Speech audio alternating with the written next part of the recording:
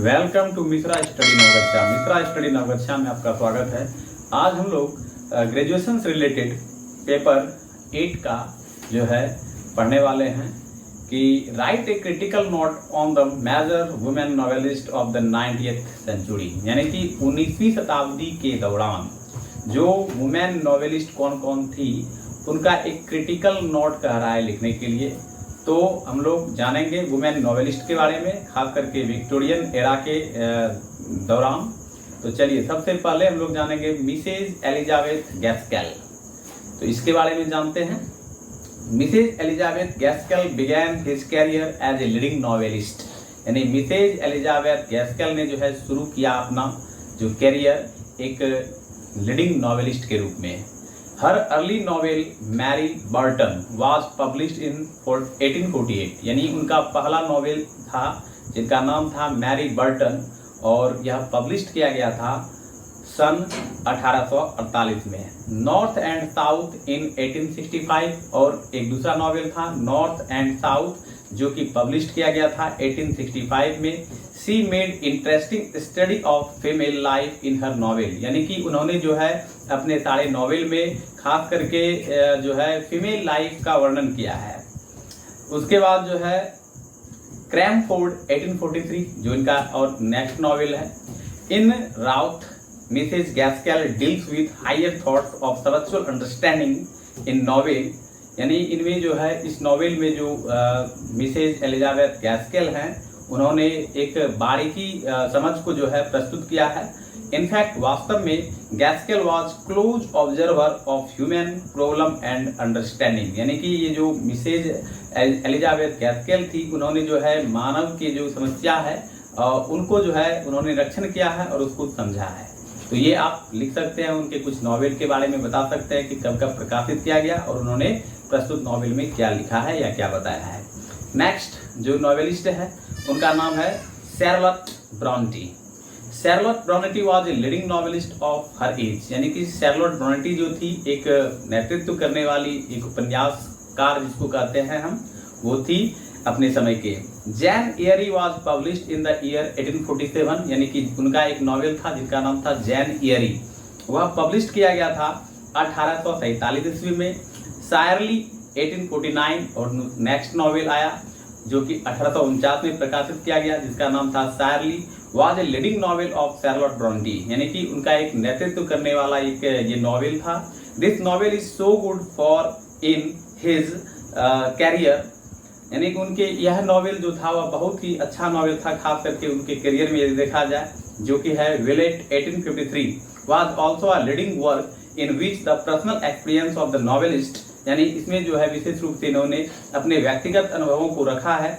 Was expressed the professor 1857, next novel आया उनका the professor जो पब्लिश्ड हुआ 1857 में। Written full sequence of good manners, इसको लिखा गया है एक अच्छे ढंग से।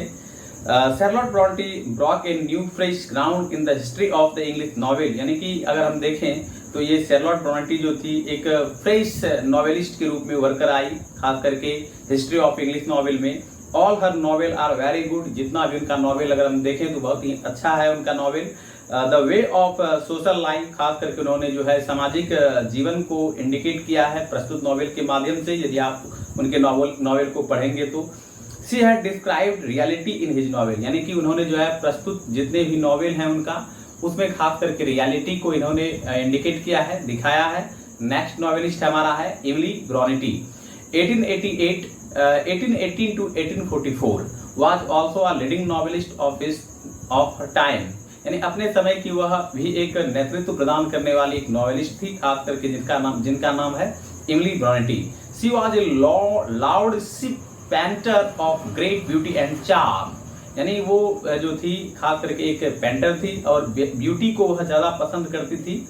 हर नोटेड नॉवेल वटरिंग हाइट्स 1847, यानी उनका एक जो उल्लेखनीय नॉवेल है जिनका जो कि नाम है वटरिंग हाइट्स जो प्रकाशित किया गया 1847 was her single masterpiece In this novel, the novelist has dealt with wild and elemental views in character. यानी कि प्रस्तुत नॉवेल के माध्यम से जो यहाँ पर नॉवेलिस्ट है एमिली ब्रोनेटी, उन्होंने जो है डिल्ट किया है, एक वाइल्ड एनिमल्स का चित्रण किया है और खास करके जो एलिमेंटल व्यूज है उन्होंने अपने कैरेक्टर के माध्यम से इसमें प्रस्तुत करके बताया है. It is novel of extraordinary power, emotion, deep love, strong head and stormy feelings.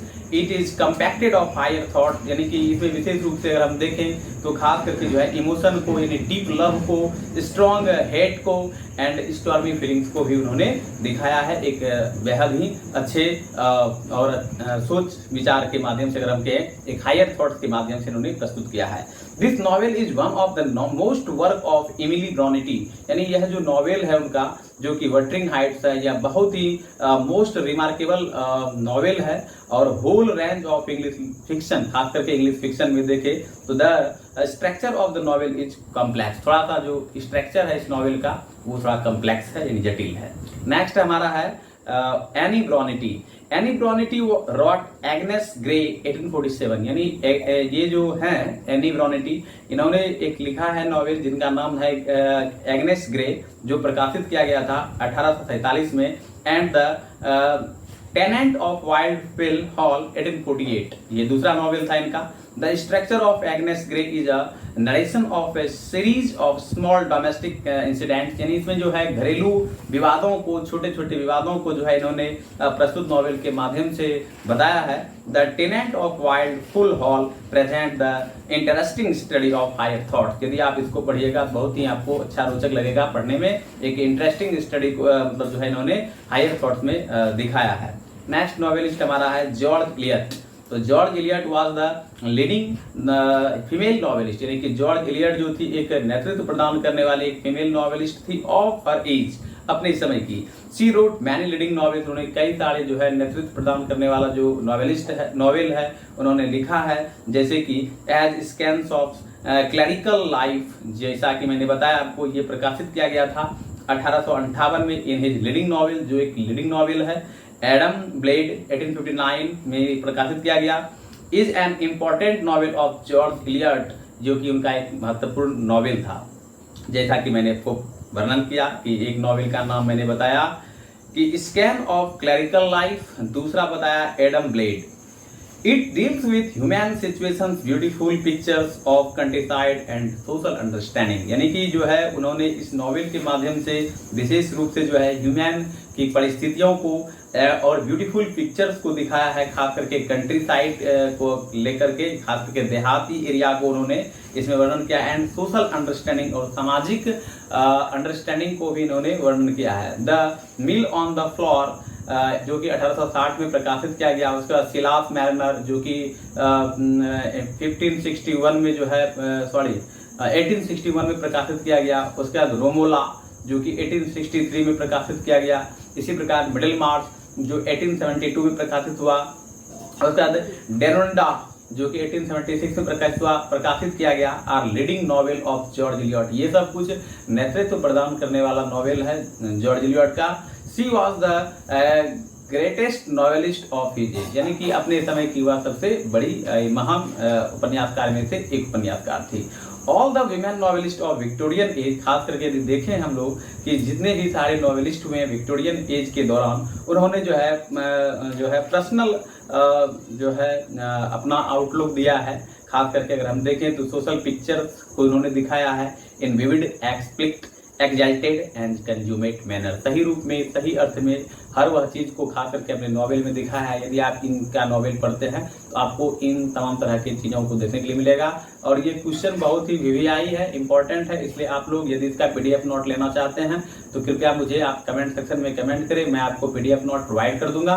साथ ही जो भी मदद बन सकेगा हमसे, मैं आप लोगों को के लिए करने के लिए तैयार हूं. तो यदि आपने मेरे चैनल को सब्सक्राइब नहीं किया है तो कर लीजिए, ताकि आपको ग्रेजुएशन या एमए इंग्लिश लिटरेचर या किसी भी सब्जेक्ट से जो दिक्कत है या समस्याएं हैं वो मैं आपको करने का प्रयास करूंगा. आज के इतना ही, मिलते हैं नेक्स्ट वीडियो में. आपका दिन शुभ हो. थैंक यू, धन्यवाद.